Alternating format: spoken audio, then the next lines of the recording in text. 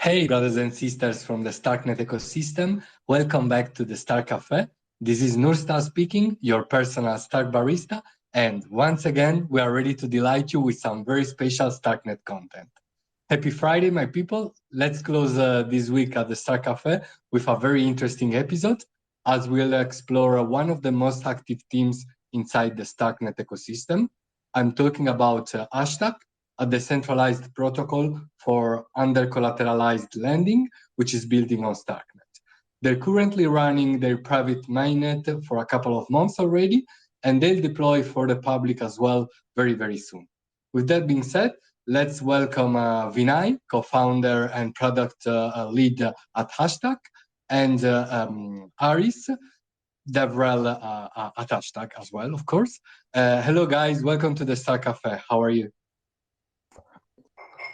Hello, Nursar. It's a great pleasure to host us here. We really appreciate your efforts, and we're very delighted to present Hashtack in one of your very interesting Star Cafe episodes. So, hello from me, Vinny. Thanks a lot, Nostra, for inviting us. And yeah, we're excited for the conversation. The pleasure is mine, guys. It's a pleasure to have some representatives from Hashtack, a project which also, besides the product side, is very active in creating educational contents about Starknet. So big shout out to you. We'll also be speaking about that later on in the space. And besides that, would you mind starting with a brief introduction about your own background and and also on how you went down the crypto rabbit hole? Please. All right. Is that question directed to me or Alice? You can go first, Vinay. All right. So a bit about me. I'm a traditional product guy. So with about a decade experience in consumer technology products. However, for the past 7 years, I've been in the finance space, both in the Web 2 and Web 3 space. So prior to Hashtack, I had an opportunity to lead the product at a B2C neobanking startup based out of India, which got acquired during the time I was doing the research for how can we bring under collateralization in a DeFi way. With regards to my exposure or experience to crypto, it all began with again. All of us have either a friend or someone who actually introduces to crypto, and then you have this some gift bitcoins or something that you get in your wallet, and you forget about it, and then one day you wake up and you see, hey, it's so much, it has so much of value, and then you start digging deeper and you begin to learn more about the space. So my journey has been something similar. So one of the projects I helped a few years ago, they gave not Bitcoin, they gave me some Ethereum, and it just so happens that the CTO of that particular project was early into Bitcoin, somewhere in 2011. He had 2 Bitcoins, and it's around the time when we had demonetization in India, which was in 2016.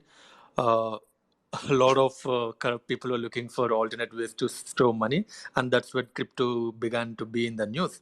And that's around the time I also got to learn more about the space, and that's how I ended up taking some Ethereum as some payment on consultancy I've done for this project. So in effect, I've been in this space since about 2016, was away for a couple of years because there was regulatory uncertainty, something which is happening in US at this moment. But been a passive follower, and when we had DeFi Summer 1, there were a lot of problems, there were a lot of opportunities, so it felt the right time to jump into the space to see what sort of problems that we can tackle. And that's how we ended up sowing seeds for Hashtack, and here we are today. Awesome. Thanks a lot, Vinay. Aris, your turn, please. Now, what can I say after this interesting story? I definitely don't have a similar story path like Vinny. And no, my journey starts at around 2017, early 2017, where a colleague back then in our work came excited to talk to me about some crypto projects which are going to boom, and maybe you can guess which ones they were. And I'm talking about Cardano and XRP, which were going to change the world, etc., etc. So I got into this and started to explore more and more. I tried to be a trader initially, and for some months I was reading, watching tutorials, gaining some money, losing some money. In the end, I fortunately got a balance, so I'm not in a loss from that era. Now, as time progressed, I started to be more intrigued and interested in in what's going on behind the scenes. So in the fundamental side of things of crypto, which to my humble opinion, is the most the most profound, interesting one. As we have the trading, of course, but and the people who can have some gains, and this is definitely a good part, but it's also important for us as users, first of all, to know how this whole universe works, how does it function. So one thing led to another, and I started engaging in some crypto communities in my country, in Greece, that is. And I also kind of co-moderated one of the biggest Telegram groups here. I'm still a part of that. And I met, there was a time around 20, that I met a friend who was an investor and also a fantastic trader. And he introduced me to Vinny, and the Hashstack team was starting back then, and they were searching about a guy to take over the community. And one thing led to another, and here I am after 2 years. No. I see. Thanks a lot, Haris. I mean, what inspiring backgrounds from both of you. And regarding Hashtack, it's now time to explore it a bit more into detail. And would you be so kind to tell us, Vinay, how and why the vision behind Hashtack was born, and what kind of protocol and products are we talking about? Okay.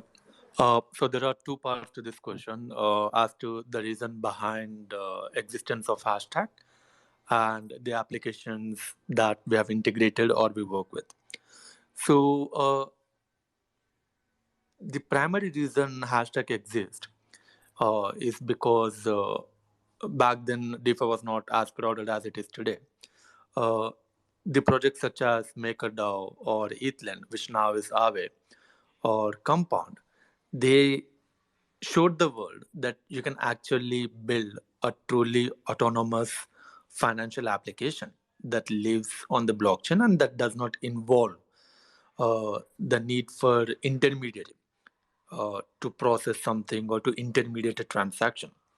But one of the key trade-offs that's done in the process was all of the solutions were over-collateralized, because the moment you introduce under-collateralization, you need to ensure how do we get our money back once we give a loan to a borrower. So over-collateralization removes this constraint. So in an over-collateralized lending product, you just go, you provide $100, you borrow $60. Even if you run away with the $60, the protocol still being in surplus, will be able to recuperate the debt it is owed. So there is limited to no scope for bad debt. Now, when we want to bring under collateralization, you need the ideal approach one would have is how do we go about KYC? You need some form of KYC, and you need to have some form of on-chain credit score mechanism, something like we have the credit score in general world, based on which we get the loans, the interest rates are determined, etc. So none of these three players were looking in this direction, and they were also of the perspective that okay, credit scores are not possible today because the on-chain data is still quite limited. For perspective, the current DeFi penetration is less than 0.1% in the global population. So that kind of gives you an insight into the scale of financial data we can still access on the blockchain. It is very minuscule. And any form of credit underwriting algorithm that is built might not be effective because it is not fed adequate data. So it made sense for the incumbent players such as Aave, Compound, and MakerDAO to stick with over-collateralized lending and not to even consider under-collateralization. So this was an obvious problem because if I'm a borrower, if I'm in need of capital, I would prefer to have a lender who gives me more money against the collateral I would pay them. Otherwise, the use I would have for the loan I would get will be quite restrictive. And that's not a scenario I, as a borrower, would prefer. So this was the thought. And truth be told, it was an itchy thought that didn't let me sleep for a few days. So I wanted to see what can be done about this. So spent about good 7 to 9 months on this to try and figure out various ways how we can bring under collateralization, because credit scores are were not practical then. They're still not practical today. Uh, so that's how the early concepts of hashtag what we see today were laid out. So we needed to bring under collateralization without a credit score, but this loan must have serve a critical use case. What sort of use cases the crypto natives are looking for? So the use cases we found were for trading capital, wherein just like Aris was saying that he got recommended a good project which would probably, let's say, go to the moon, but let's say Aris had $1,000. What if he can have more dollars that he can spend on and he can amplify returns? So that's the gap what we see. Aris has $1,000 but he wants to spend up to $5,000. The gap $4,000 must be provided by someone. On centralized exchanges like Binance or BitMEX, we call this as derivatives trading, and the gap is the margin that you borrow from the exchange. But in a decentralized environment, this is not possible. Now, so the trading capital was one key requirement. And the second key requirement was the market goes through three cycles: bearish market, sideways, and the bullish market. So in a bullish market, everything pumps, but that the bearish market is the time when uh, a typical crypto user is forced to sell the crypto assets at a significant discount, 85-90% discount from their all-time high. So it pains them, but at the same time, because what I call myself as well, a typical crypto degen, you are about 90-95% your portfolio in crypto, wherein you're still learning how to be financially literate, how to balance your risk. So in the process, you do not have adequate fiat, wherein you're forced to sell your crypto to meet your day-to-day expenses. So meeting your personal financial requirements and trading capital requirements were the two obvious goals a typical borrower had when we spoke about borrowing in a decentralized manner. And then there are secondary opportunities such as the savings rate are uh, quite low in developed economies or saturated economies such as Japan or Australia, whereas the savings rate are quite high in Southeast Asian economies such as Indonesia. Whereas the access to capital is quite restricted in economies such as Nigeria, Kenya, which is a hotbed for Web3 innovation these days. So a decentralized finance in itself is a perfect platform wherein you can bring all of these stakeholders onto a common ground where you can have a better, stabler API, that would serve the needs of an individual living in Japan or Australia, or someone in Nigeria with a better access to capital. So these are the secondary needs which we needed to address. So considering these, we took a look at how banks work, how banks give loans to the individuals who do not have adequate financial data to back them. So uh, mixing all of this together, we designed a protocol wherein one could borrow up to 300% their collateral as a loan. And this 300%, so let's say you have provided $100 as collateral, you can borrow up to $300 as a loan. Now, from this $300 as a loan, you can spend a portion of it or all of it as a trading capital across different applications that are integrated within the app. In the sense, so you get the $300 loan, but you cannot withdraw it into your wallet, but instead you can trade it or spend it across different applications right from Hashstack. And let's say if you want, and the other scenario is, let us say if you want to withdraw a small portion of it into your wallet to meet your personal needs, because that's also one of the use cases we needed to solve. So from the $300 loan you get, you can withdraw up to $70 to meet your personal needs, while the $230 still stays within the application that you can spend as trading capital. In both the cases, if you see, uh, the protocol is not taking any negative risk, because at the end of the day, the protocol is still in excess of $30 in collateral, even after the user withdraws $70 into the wallet. So this way, we were able to serve the primary purpose of our user, that is personal and trading capital requirement. And at the same time, we are able to bring what we'd like to call as the a low level under collateralized lending solution, because down the lane in the long run, even at Hashtag, we do believe some form of credit score will come into picture. Thanks a lot for such a very interesting explanation and conceptualization of what Hashtag is. And it was very nice to learn the reason why Hashtag was founded for. And it's also very good that you're trying to target people who are underbanked. This is something we really need to take to do our parts in, and helping as many people as possible to have a fairer banking, decentralized, let's call it, financial system. Yeah. And with that being said, you already explained to us how Hashtag works, especially in the concept side.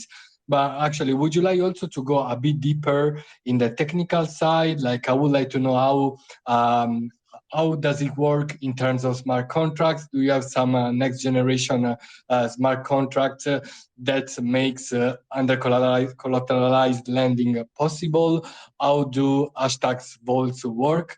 And so on. Okay.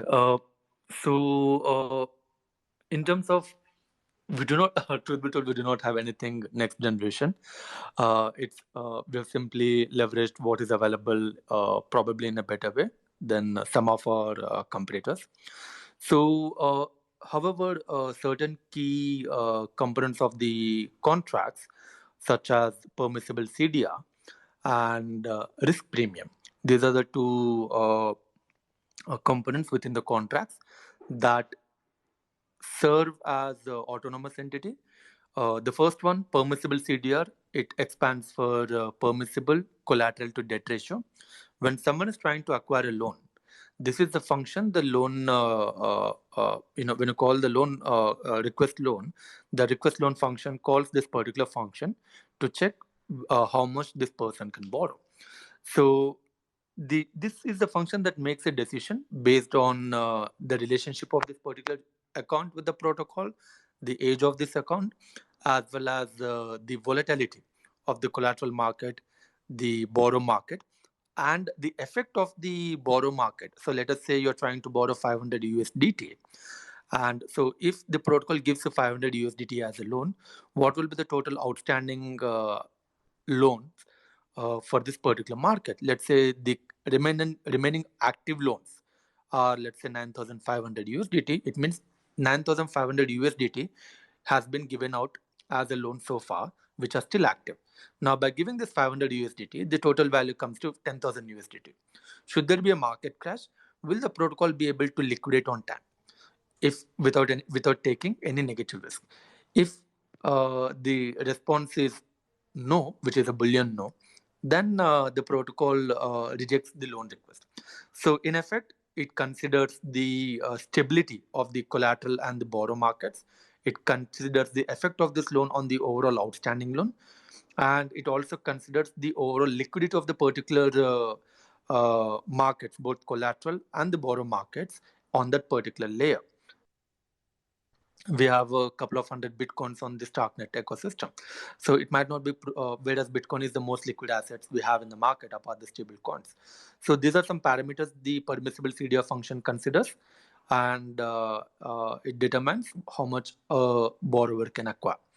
The protocol also has a view function by calling which you can simply get a gist of how much you can borrow, and you can simply input that amount and you'll be able to access, get the loan. The other key component which we have is risk premium. Risk premium, it determines in real time the risk associated by supporting a particular market as a collateral, or by giving out a particular market as a loan. So if there is a market that is given as a collateral and there may be FUD on that market which is increasing volatility, a negative volatility, then the risk premium increases on that particular on a loan that is given on this particular market as a collateral, to disincentivize the borrower to keep using that particular collateral on that to back the loan or to add more collateral. This kind of balances the risk for the protocol in real time. There are a lot of minute innovations we have internally. So we have this dynamic interest algorithm, which is redesigned based on Awe's yield curve model. But so we have made the, in the simplistic terms, we have steepened the curve to ensure across all the utilization levels of an asset. So for you have $100 supply, when the utilization is $10, which is $10 of this $100 is given out as loan, the interest rates are stable and lucrative enough as compared to our competitors, so as to incentivize our users to come and use our protocol. So there are minute innovations we have done in the interest rate model.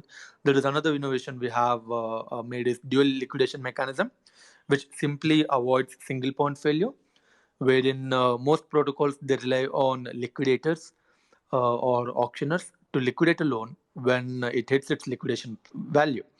But in a particularly network constraint layer such as Ethereum, when the network congestion happens on usually happens on two scenarios. Scenario one, when there is a market crash, which leads to everyone trying to sell their assets, so it congests the network. And when there is a particular project that is taking the entire network by a storm. We had something like CryptoKitties back in 2018, if my memory serves right. So in these two scenarios, when you have to liquidate a loan, the network congestion plays this spoil sport, forcing increasing the odds for the protocol, because if a loan is not liquidated on time, then someone has to bear the loss, and it usually ends up being on the protocol side, because if there's no incentive, a liquidator will not do that. So to avoid this, what we have is we have a dual liquidation mechanism, wherein if a liquidator fails to liquidate a loan on time, which is often is a result of a congested network, or the incentive no longer lucrative enough, wherein the price of the asset drops so low that the discount is no longer a factor, then the protocol jumps in and it automatically liquidates the loan. So these are some of the minor level innovations. We are also building some internal ML models. We have our own price oracle. We call it as fair price oracle, that allows us to determine what is the average execution value of a trade if you have to convert a coin A into coin B in any given scenario, be it liquidation or be it a swap. That allows us to get a better practical price point for an asset, and often at times it has about 3% variation from the price we get from the oracles.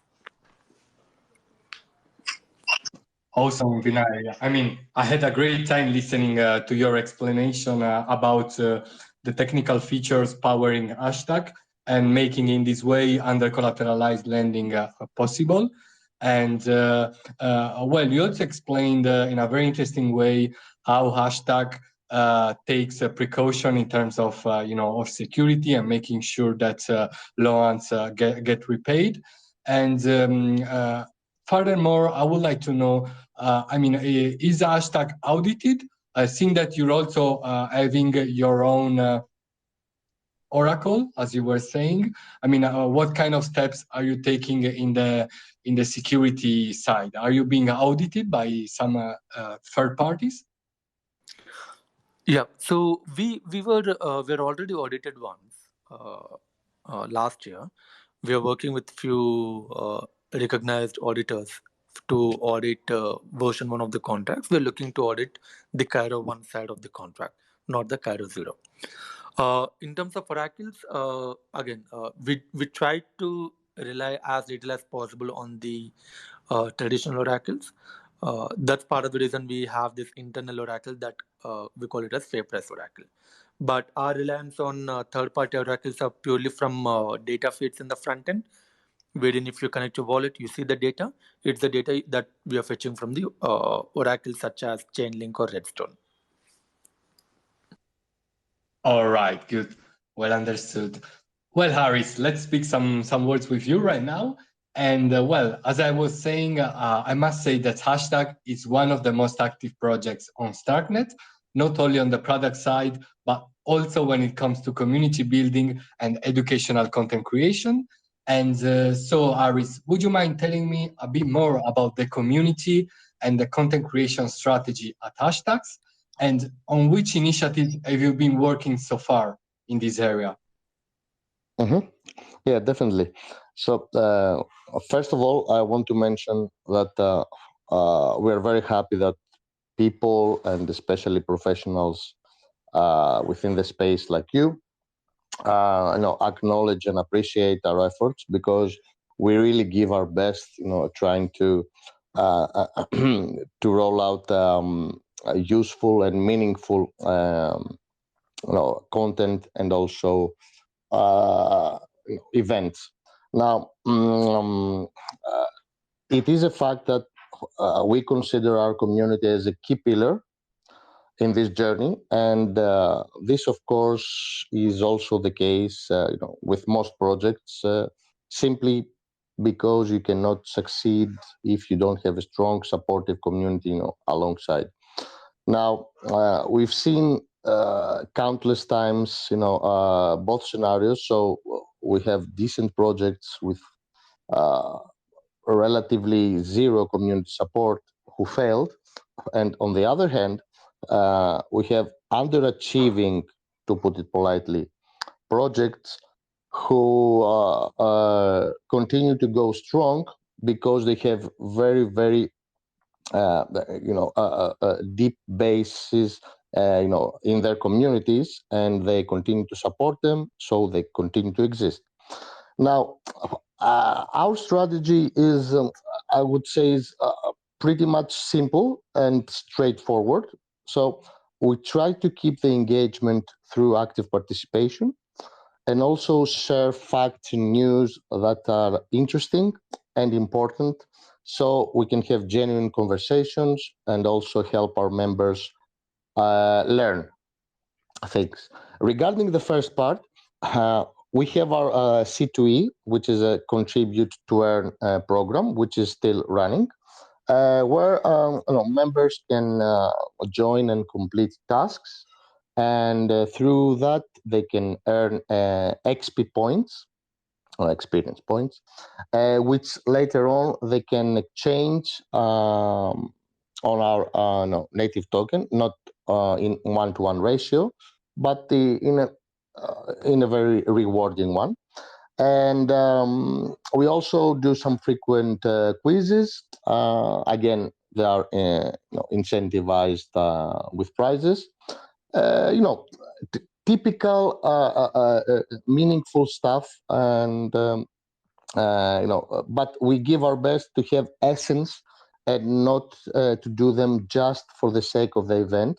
Now, regarding to the content, we scan the Web3 space, every day, and we pick the best news and the best updates that we consider that they will have some meaningful impact if we share them and elaborate on them.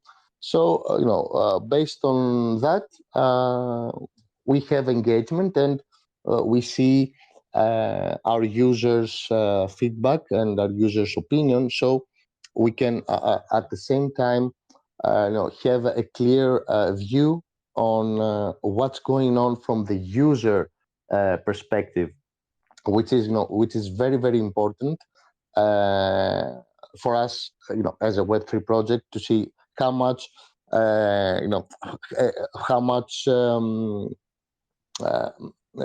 deep the user base, gets as time goes by, and this reflects to various levels. I mean, we have novice users, medium, and experienced ones. So we can see, day to day how they evolve, or what problems they have, or what are the key points that we need to help them with, so they can overcome them and elevate to a better level of understanding the whole space. I see. Very well, Aris. Thanks a lot for that. And congratulations for your very wide selection of community-driven content. You've been growing an amazing community at Hashtags, so you should be proud of your work. And I had a follow-up question, but you actually answered to it more or less. It was about, why is the Hashtag team putting so much energy and passion in growing and educating not only your own community, but even the broader Starknet one as well, right? So, why do you think it is important to educate the whole Starknet community rather than only the Hashtag one about hashtag, instead of of wasting a lot of taking a lot of energy and resources to educate also potential newcomers, which is a very positive thing. So this is a fair point, and to be honest, we had that that honest remark and feedback from some of our community members who were saying, "Guys, why are you doing this? We're doing Twitter Spaces every week, so why is that?" So no. It is a collaborative culture that if you, since you are in the Starknet ecosystem, too that Starknet is built as a community based. It has the community on its core. So this is a culture that we also share, in Hashtag. So we believe that a project alone cannot go very far, or it cannot go, it cannot live up to its greatest potential if it goes alone. So you can see that also in the traditional commerce. So if you watch the companies that are dominating, or they are doing great, are the ones who are definitely using the synergies. So the ones who are collaborating go further. This is one point. Second is it's more efficient. Back then, when we were brainstorming with Vinny and the team, we found out that it's way more efficient to have some spaces that will help us, to promote and to do some product discovery. It was way more efficient than going through some paid sessions with some AMA groups that are existing. And to be frank with you, there's not really so much essence in that, because projects go pay some very big amounts regarding to the outcome, and they practically don't get anything, because right after, in the next hour or in the next 2 hours, another project comes and does the same thing. So you were just presenting your project to an audience that is not really interested in what you do, but they only get there because, I don't know, they have some minor incentives. A third point, adding to that, is we can't have a wide adoption without educated users. So since we are all preaching about when we will have mass adoption, the key point when we will onboard 1 billion users, etc., etc. Okay, there are more smaller steps towards that.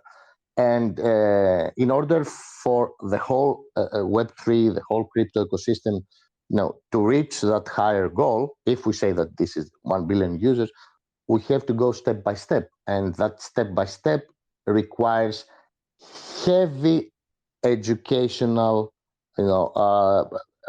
initiatives. So we think that from our end, we are doing our fair share towards that. And also, back to our community, when people get to briefly know or come face to face with a new project, they usually think that it is something simple. Okay, and although as an idea it might seem simple, I can assure you, but you know better, but I'm referring to some early users who probably don't know that this is a very, very difficult procedure, and what's going on behind the scenes, it's almost parallel with chaos. So through these sessions, because we cover up a wide range of projects, so we have infrastructure, we have security firms, we had AMM projects, you name it, DEXs, oracles.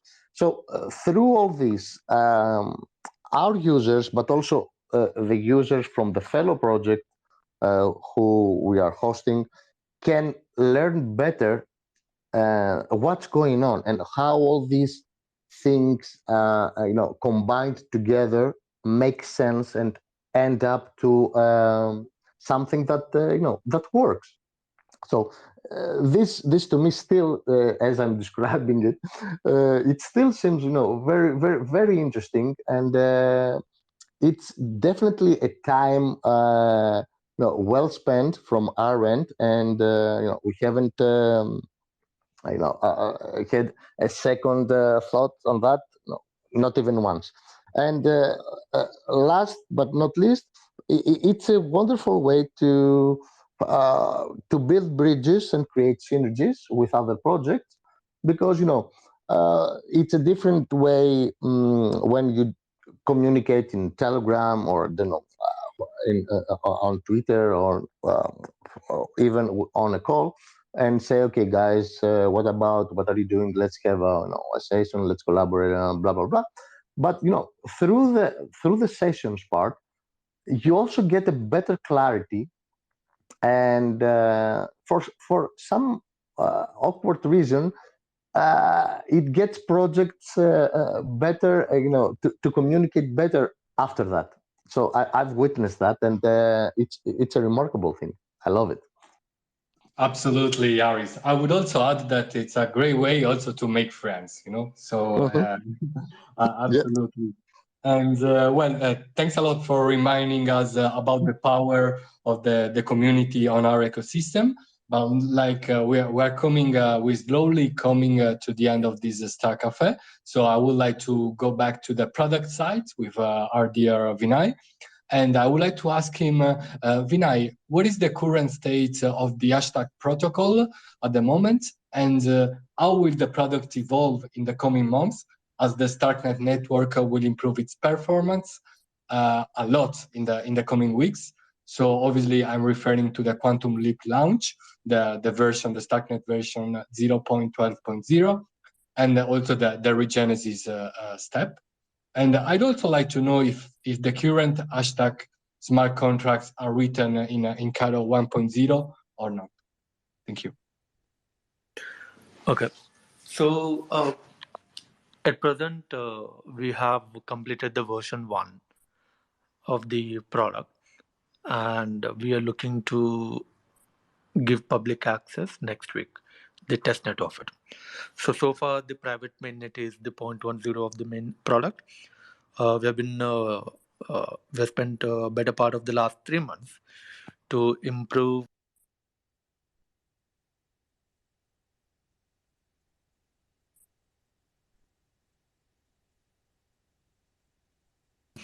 also to capitalize.